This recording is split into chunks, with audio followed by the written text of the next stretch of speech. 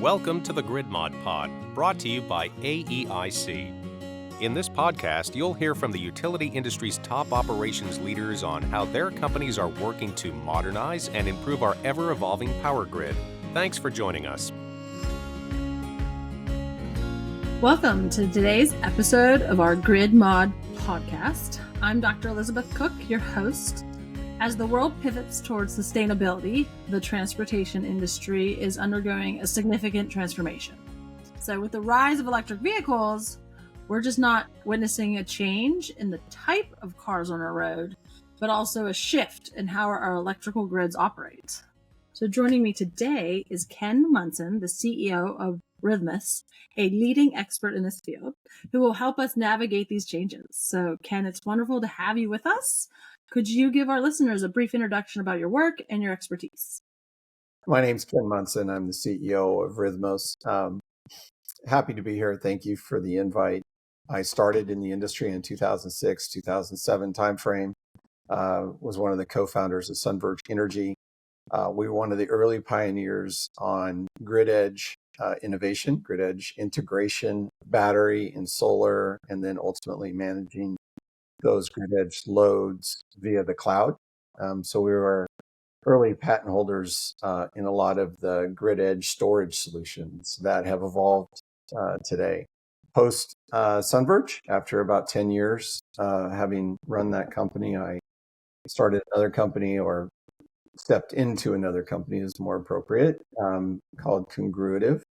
And we pioneered some of the early grid edge technology around virtually defined software gateways, which helped integrate various DER loads into the SCADA system.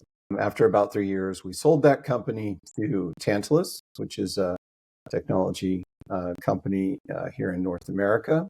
And I started Rhythmos. And Rhythmos was built off the idea of managing this growing load around electric vehicles, which is being driven by a bunch of externalities completely out of the utility control, primarily around consumer interest in continuing to take what used to be just the Tesla model and now has evolved into more than 150 different models. So happy to be here. Thank you. Thank you, Ken. So today we're really going to be exploring the e-mobility movement, right? And its influence on the electric grid. So a big part of the Grid Modernization podcast is really talking about all things grid mod. But when we think about electric vehicles, that's the ever-growing load that we've all, as an industry, especially here in the US, have really seen plateaued, if not no load growth in the last 40 years. And now suddenly we're looking at a grid that's, has been aged, being utilized differently. And so there's a transformation that must occur to really onboard what they're saying is 48 million electric vehicles on the road by 2030 in the US. So how do you see this e-mobility movement really impacting the electric grid from your perspective and the work you're doing? That's a great question. I think there's a number of points that are important to consider.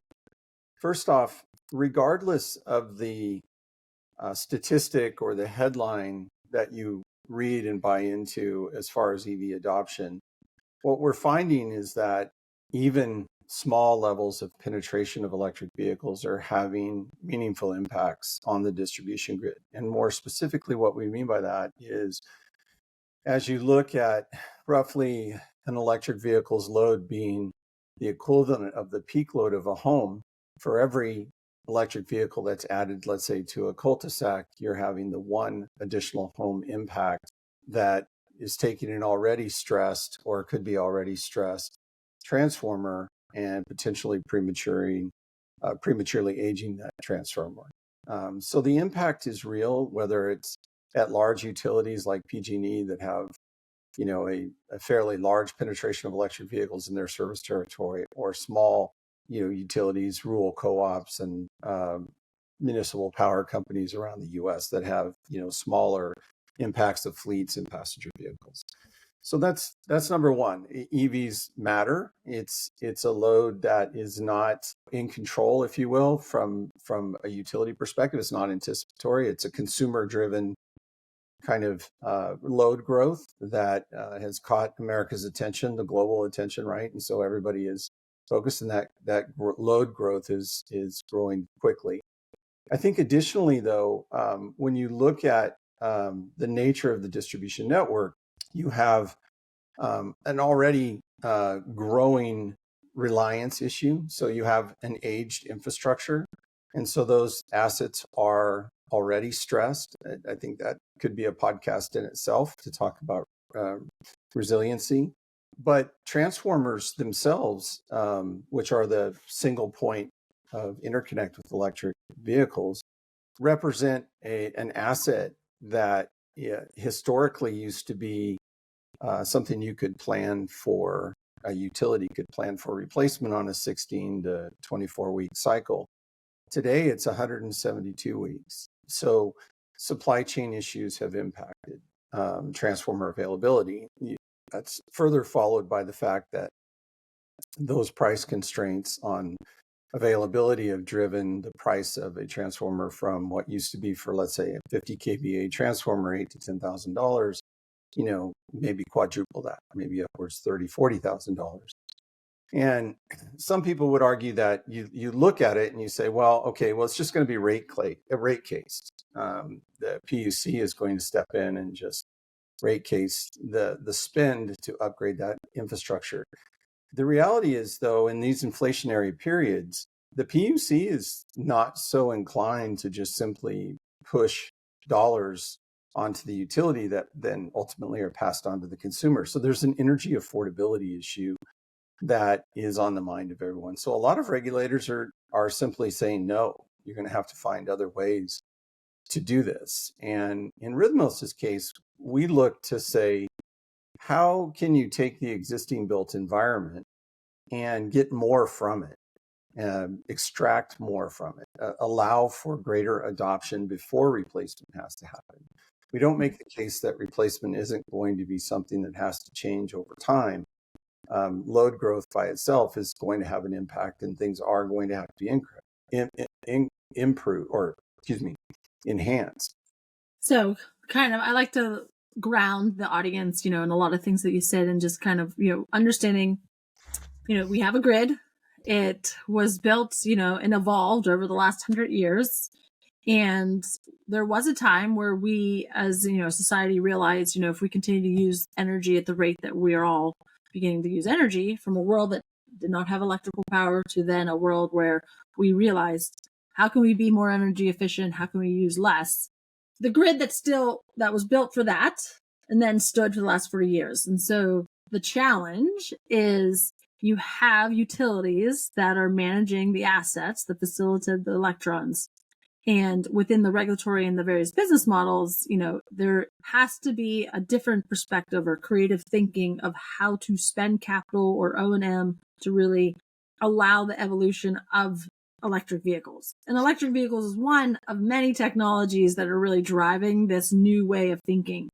I would ask you, what have you seen as a positive solution or some use cases with the experience of your, systems in place that, like, giving a tangibility of like how that effectively changed maybe a decision within the utility or a way to enable some load growth that wasn't potentially available until the technology was at their fingertips.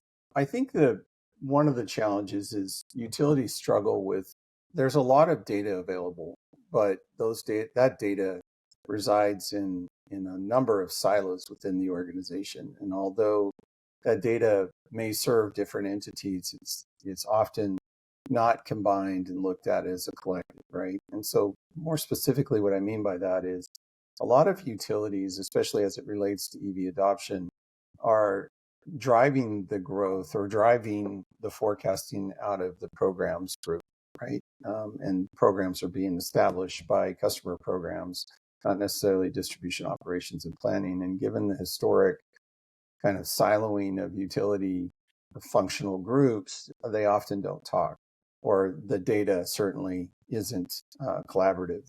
And secondly, a lot of the data that's used traditionally for, let's say, IRP purposes is fairly static and large, right? It's done on a rate case cycle or on an annual cycle. It's typically done in a manner that takes 12, 14, maybe there may be a gap between 12, 14 months between when the data is actually reported and used. And so one of the opportunities that we saw was if you were able to bring forward some of the data from, let's say, AMI as a key point of interface, you're getting a high level of fidelity with the data that's available. And then if you were able to create, from that data set, different dashboards, different personas for the use of that data, you could effectively deliver the same data set to system planning, distribution operations, rate and tariff, customer programs, in the way in which it's actionable and impactful to them. And what that in essence does is it gives each of those groups the ability to have a more pointed investment discussion around assets that need to be upgraded or have to be upgraded over time, rather than just treating it as a bulk or monolithic question.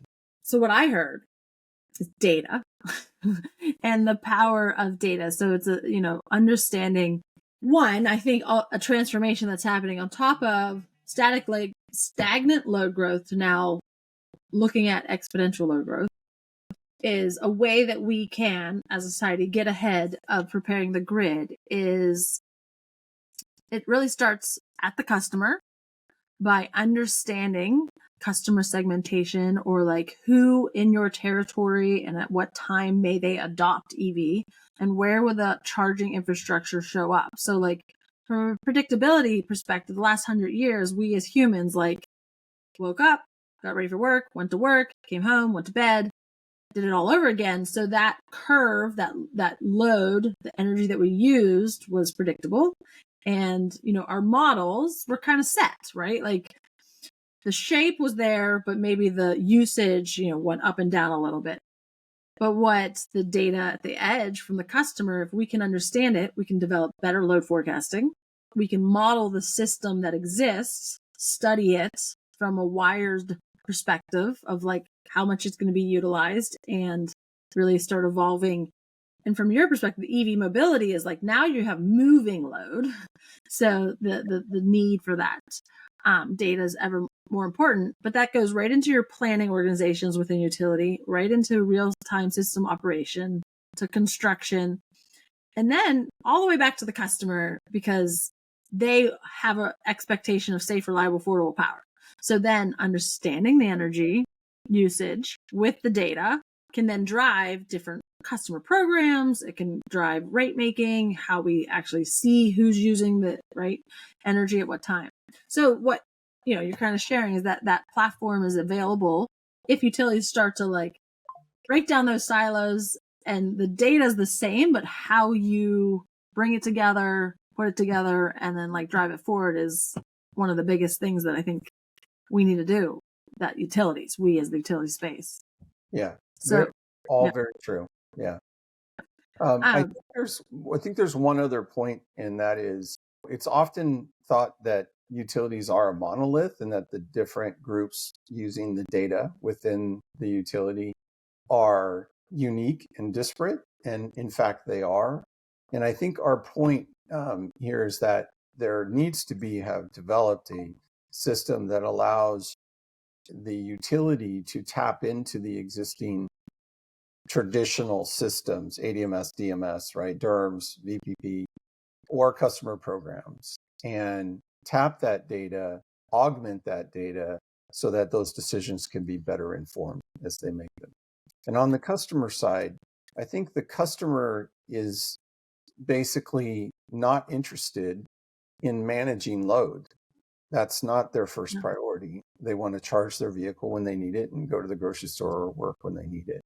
And so making that as transparent as possible to the end user is critical to overall EV adoption in the long term. Right, almost transparent, but also create, I talk about this analogy a lot, when we think about all of our social media and shopping apps, where it really starts to feed you the information to do things that you didn't know you realized you wanted to do, it dynamically is changing your human behavior. So like, there's an opportunity if you install the right platform and you connect the right data sets the utility can help support human behavior that allows a benefit, like use less energy at certain amounts of time of the day, or share energy, or right. We have yet to define it, which I think is the really exciting part.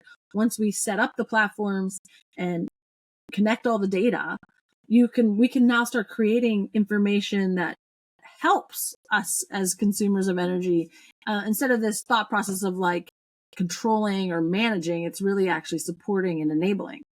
Yeah, absolutely. And there should be no reason that the application that the consumer interfaces with is like your tolerance or your desire to be energy efficient may be higher than mine. And it may vary from week to week or I month bet to it's month. not, but I'm kind of a hypocrite. But at the I end buy of the these really old houses. At the end of the day, however, the consumer should be able to set a risk profile or a savings profile or an energy efficiency profile, right?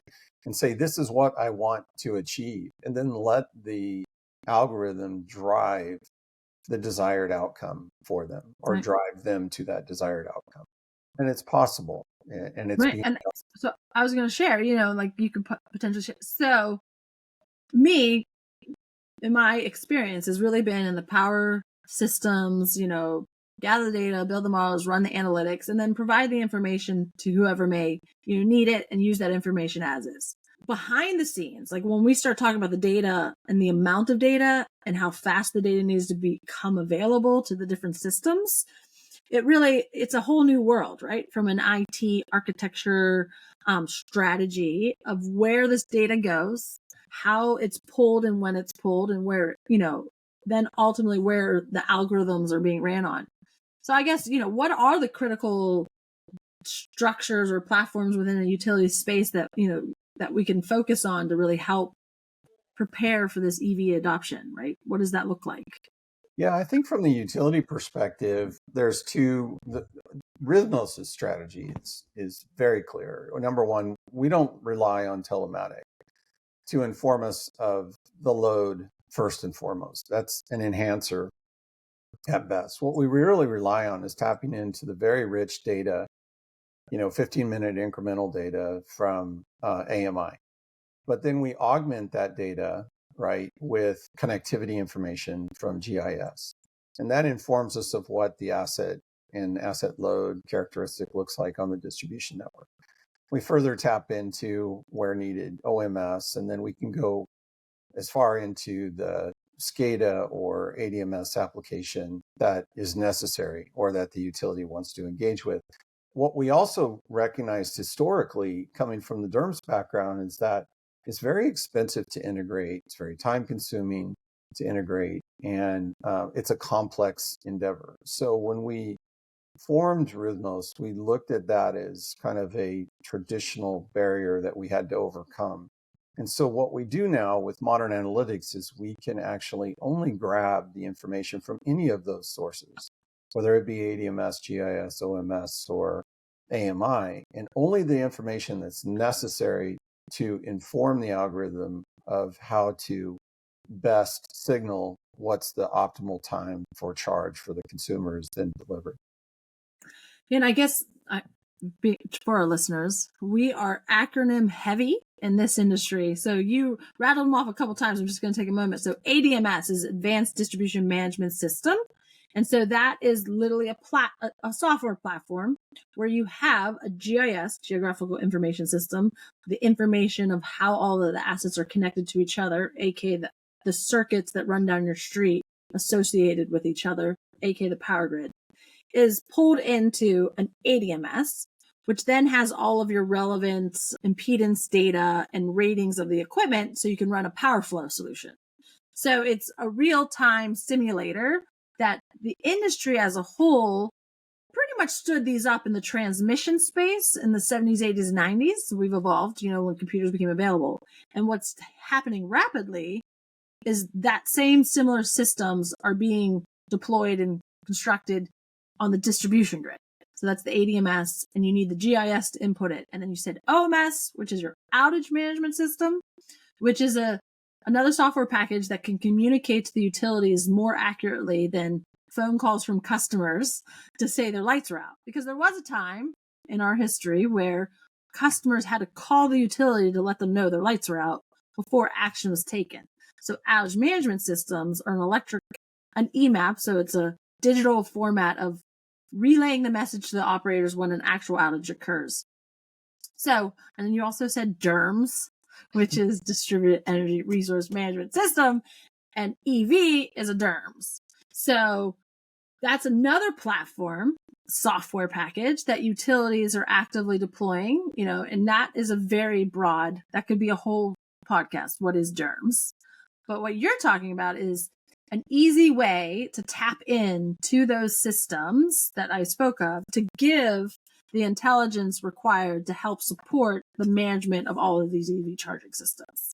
And so it's a way for the insight that is incredibly valuable to the operators of the grid as well as our customers that are charging. So it's like a two-way communication platform to enable sufficient and effective and available charging, right?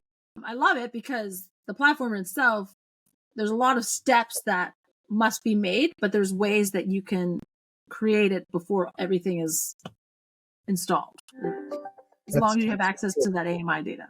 That's a beautiful overview. I could not have done that better.